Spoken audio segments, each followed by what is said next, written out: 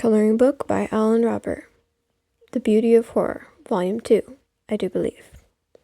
Let's go ahead and flip to the right page. This is me trying to rip it out because I couldn't get the coloring book to sit flat for a while. This is me trying to figure out how to get it to sit flat.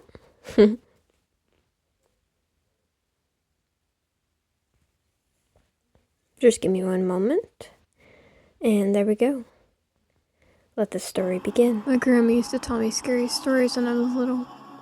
But there's one I'll never forget. I was 10 years old when Grandma came to live with us. It was about 6 months after Granddad passed away.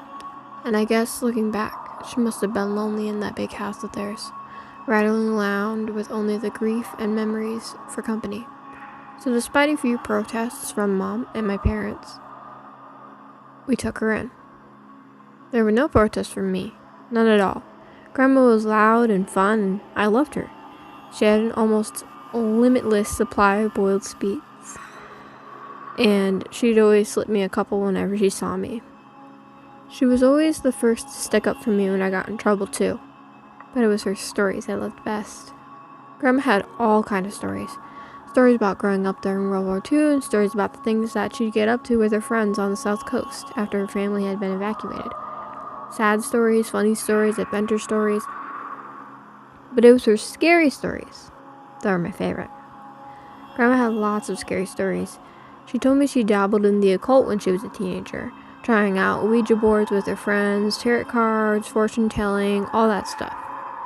Most of the stories I'd laugh off or forget about not long after she'd done telling them. But there were a couple that really did speak to me a bit. I was only 10 at the time, you have to understand, and Grandma certainly knew how to bring the stories to life. She'd shut off the lights in my room so only the glow of the night sky could show through the curtains, and she'd shuffle real close enough that I could see the wrinkles on her face and smell the boiled sweets on her breath. Close enough so her deep blue eyes could stare straight into mine. She must have given me nightmares with a few of those tales, but now, years later, there's only one that I can still remember. Only one that stuck with me.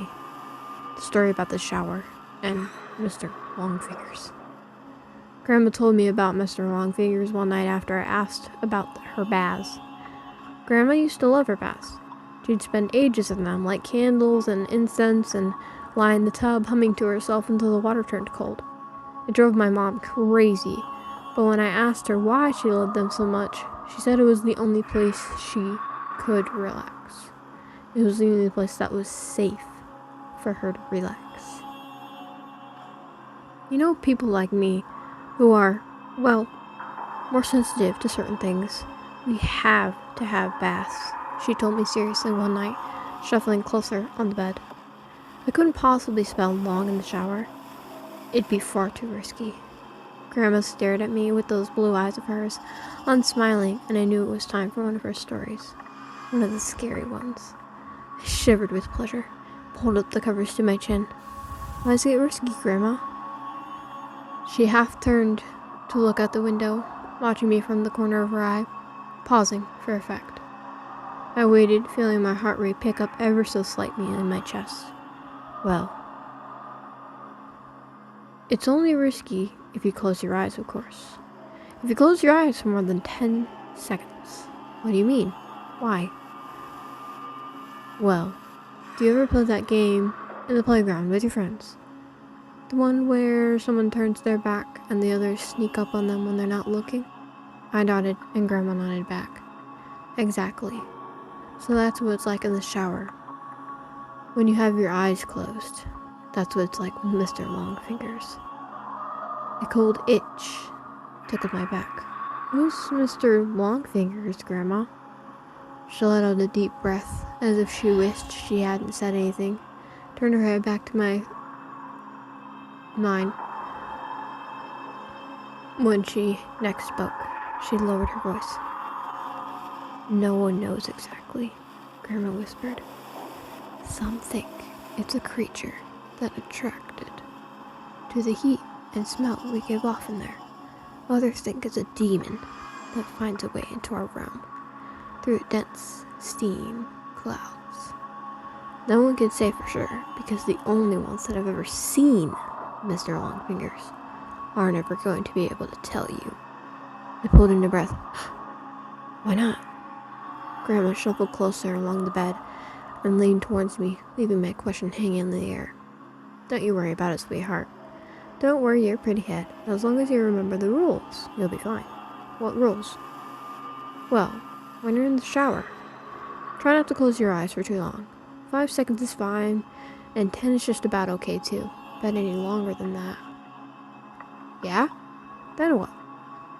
Well, any longer than that, and you may just start to feel something in the room with you. Something watching. And if you ever go longer than 15 seconds, that's when you might start to hear a noise, too. Hear what? A soft tap, tap, tap of fingers on glass. Fingers drumming against the glass door of the shower. If you do ever hear that noise, God forbid, will you make me a promise? What, Grandma? Promise me you'll never open your eyes. I barely slept that night. Hardly at all. I closed my eyes and tried to relax, but every time I did, I imagined a face pressed against my bedroom window, staring at me. And when I did finally get to sleep, as I sniffed, I had nightmares. Bad ones. I had them all week, in fact. Dreams about disembodied eyes watching me in the dark and long fingers reaching out to touch my exposed skin. I wasn't any better when I was awake, either. Not really. The shower was the worst. That's when Grandma's story really got to me. I'd never thought about it before, but suddenly I had trouble shutting my eyes in there.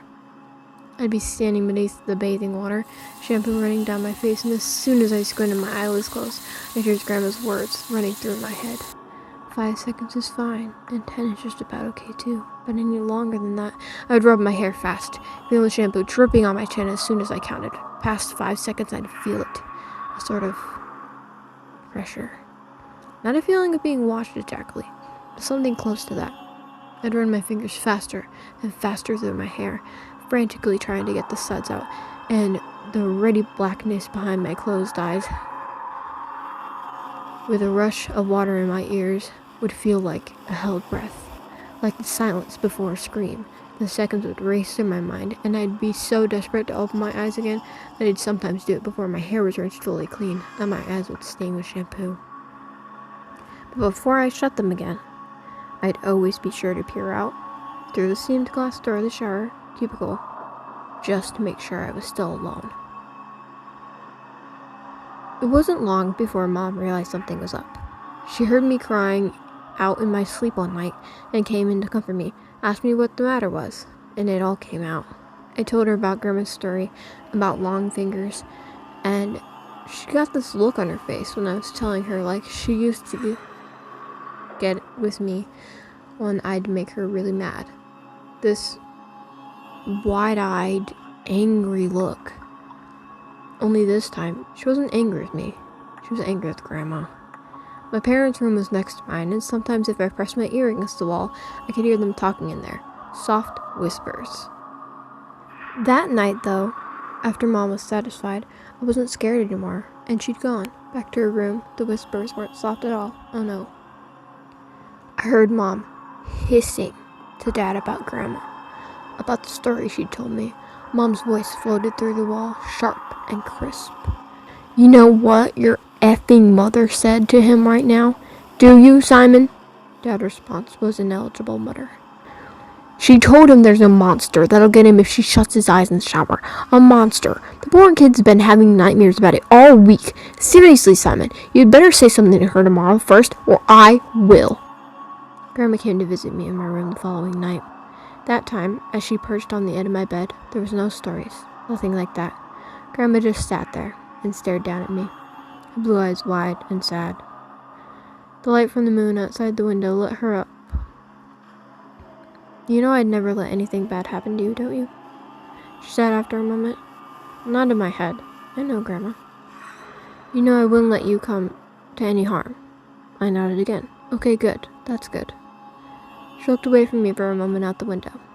You know the things I tell you in the evening are meant to help you, sweetheart. They're meant to toughen you up a bit, protect you." She paused and shook her head. "Maybe your mom's right.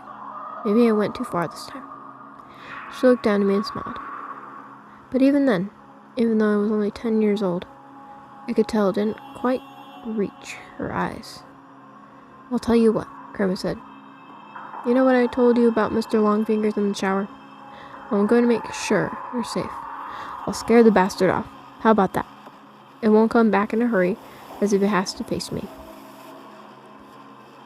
I stared up at Grandma, watching her face glow in the moonlight, watching her smile dawn at me. I nodded my head once. I was the one who found her. I don't know when exactly it happened, but I guess it was about a week after we had that talk in my room.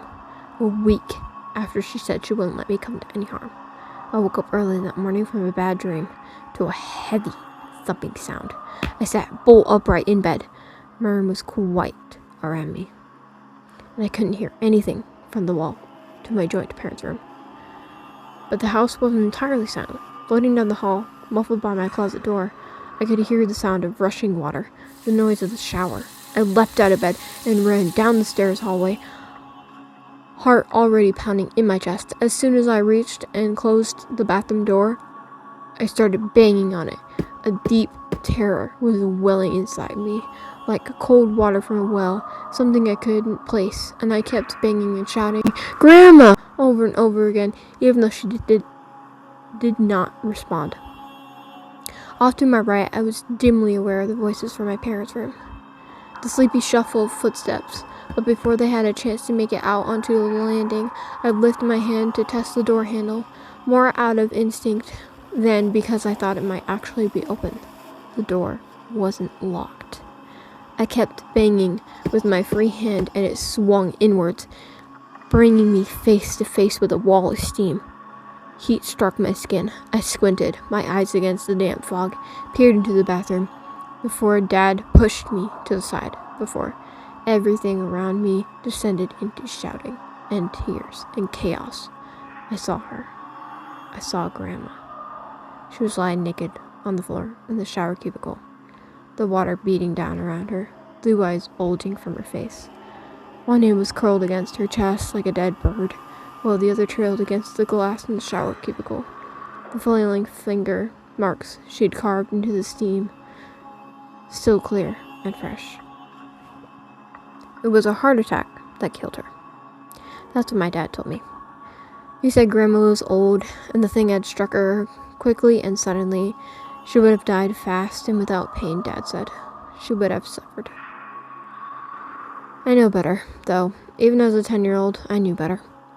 And years later, writing this as an adult, I still know better. I also know my wife and kids resent me for refusing to have a shower in the house, for insisting everyone take baths. They pretend it's okay, and they humor me, but I can't tell them. No, they wouldn't understand. Not at all. My wife thinks she does. She thinks I still carry the trauma of seeing my grandmother dying in front of me when I was little. I guess she's right in a way, but she doesn't know the full truth. Nobody does. And no one would ever believe me, even if I told them. No one would believe me if I said the reason I don't take showers, the reason I haven't had one since I was 10 years old, isn't because I'm scared from the sight of a dead body. It's because all those years ago, when I crept back in to the still hot bathroom after the paramedics had taken Grandma's body downstairs, I made sure to check the marks her fingers had carved through the steamed glass of the shower cubicle. And those marks weren't just on the inside. That was a story from Reddit by a user called go2nosleep r/nosleep Sam Haysom. I hope you enjoyed it. That was just another spooky story, and I hope you enjoy the rest of the coloring.